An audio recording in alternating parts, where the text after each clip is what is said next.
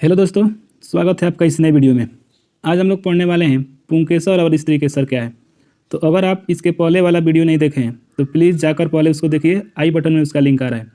तो आइए पहले समझते हैं हम लोग पुंकेसर क्या है। ध्यान से देखिएगा दोस्तों, इस चित्र में एक पुष्प का पुंकेसर दिखाया गया है। इसके 3 भाग होते हैं। तो इसका पहला भाग होता है तंतु या पुतंतु, ठीक है। तो जो आपको पतला सा संरचना दिखाई दे रहा है इसको हम लोग तंतु या पुतंतु कहते हैं, ठीक है।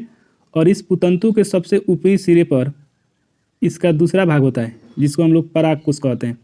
और इस परागकोश के अंदर पराग कण भरे होते हैं, ठीक है। और तीसरा भाग है योजी, ठीक है। योजी परागकोश के अंदर स्थित होता है, ठीक है। और परागकोश 2 पालियों में बटा होता है, ठीक है, एक इस तरफ और एक इस तरफ। तो उन दोनों पालियों को एक बीच में योजी क्या करता है, जोड़ के रखता है, ठीक है। तो इस प्रकार से हम लोग देखें कि पुंकेसर के 3 भाग हैं, एक पुतंतु, दूसरा परागकोश और तीसरा योजी, ठीक है। तो आइए इसका लैंग्वेज पढ़ते हैं। यह पुष्प का नर जनन अंग है, इसे पुमंग भी कहते हैं। सभी पुंकेसर 3 भागों से मिलकर बना होता है, पुतंतु, परागकोश तथा योजी। आप चित्र में देख सकते हैं, ये पुतंतु है, ये परागकोश है और इसके अंदर योजी होता है, ठीक है। तो समझ में आ गया। चलिए आगे देखिए। पुतंतु एक पतला सा डंठल होता है जिसके अंतिम सिरे पर एक संरचना होती है जिसे परागकोश कहते हैं। तो आप इस चित्र में देख सकते हैं कि ये पतली सी डंठल जो दिखाई दे रहा है यह पुतंतु है और इसके अंतिम सिरे ऊपर की तरफ परागकोश है, ठीक है। आगे पढ़िए। पुतंतु या तंतु का दूसरा छोर पुष्प के पुष्पासन से जुड़ा होता है, ठीक है। मतलब कि पुतंतु का जो सबसे निचला सिरा है ये पुष्प के पुष्पासन से जाकर के जुड़ा होता है, ठीक है। आगे देखिए। पुंकेसर की संख्या तथा उनकी लंबाई अलग अलग पुष्पों में भिन्न होती है। मतलब आपको अलग अलग पुष्पों में पुंकेसर की लंबाई अलग अलग प्रकार की दिखेगी। किसी में पुंकेसर लंबे लंबे होंगे, किसी में पुंकेसर छोटे छोटे होंगे, ठीक है। उसी तरह से पुंकेसर की संख्या किसी पुष्प में ज़्यादा होगी, किसी में कम होगी, ठीक है। यानी कि पुंकेसर की संख्या और उनकी लंबाई अलग अलग पुष्पों में अलग अलग प्रकार के और अलग अलग तरह की होती है, ठीक है।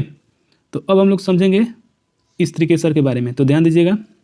आइए अब समझते हैं स्त्रीकेसर, ठीक है। तो ध्यान से देखिए कि स्त्रीकेसर क्या है। दोस्तों, यहाँ पे जो चित्र दिखाई दे रहा है यह एक स्त्रीकेसर है, ठीक है। यह पुष्प का एक स्त्रीकेसर का चित्र है। इसे हम लोग जयांग भी कहते हैं। और इस जयांग के 3 भाग होते हैं, ठीक है। यानी कि स्त्रीकेसर के कितने भाग होते हैं, 3 भाग। एक है अंडाशय, दूसरा है वर्तिका और तीसरा है वर्तिकाग्र। दोस्तों, इस स्त्रीकेसर के सबसे नीचे आपको एक फूली हुई संरचना दिखाई दे रहा है, ठीक है। इसको हम लोग कहते हैं अंडाशय।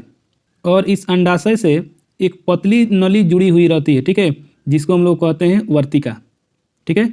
और इस वर्तिका के सबसे ऊपर एक घुंडीदार आपको संरचना दिखाई दे रहा है, ठीक है, जिसे हम लोग वर्तिकाग्र कहते हैं, ठीक है। तो ये जो घुंडीदार संरचना ये क्या कहलाता है, वर्तिकाग्र।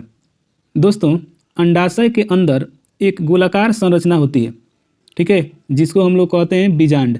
और यही बीजांड वृद्धि करके बीज का निर्माण करता है, ठीक है। और यह अंडाशय जब वृद्धि करता है, विकसित होता है, तो यह फल बन जाता है, ठीक है। तो आइए इसका लैंग्वेज पढ़ते हैं। ध्यान से देखिएगा। यह पुष्प का मादा जननांग होता है, इसे जयांग भी कहते हैं। इसके 3 भाग होते हैं, वर्तिकाग्र, वर्तिका, अंडाशय। इस चित्र में आप देखिए, ये है वर्तिकाग्र, ये है वर्तिका और ये है अंडाशय। स्त्रीकेसर के नीचे का फूला हुआ भाग अंडाशय कहलाता है। मतलब कि ये स्त्रीकेसर है और इसके नीचे जो फूला हुआ भाग आपको दिखाई दे रहा है यह अंडाशय है। इससे जुड़ी हुई पतली नली के आकार की एक रचना होती है जिसे वर्तिका कहते हैं। और इस अंडाशय से आप देख सकते हैं कि पतला एक नली जुड़ा है, ठीक है। तो इस पतली नली को हम लोग कहते हैं वर्तिका, ठीक है।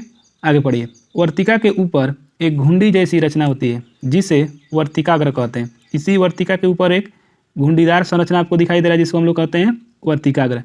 अंडाशय के अंदर एक गोलाकार रचना पाई जाती है जिसे बीजांड कहते हैं। मतलब इस अंडाशय के अंदर एक गोलाकार संरचना पाई जाती है जिसे हम लोग बीजांड कहते हैं। बीजांड से बीज तथा अंडाशय से फल का निर्माण होता है। यानी कि यही बीजांड आगे चल करके विकसित होकर के बीज बनता है और ये अंडाशय से बड़ा होकर के फल बनता है। ठीक है, तो इस प्रकार हम लोग देखें कि पुंकेसर और स्त्रीकेसर क्या है। वीडियो देखने के लिए धन्यवाद।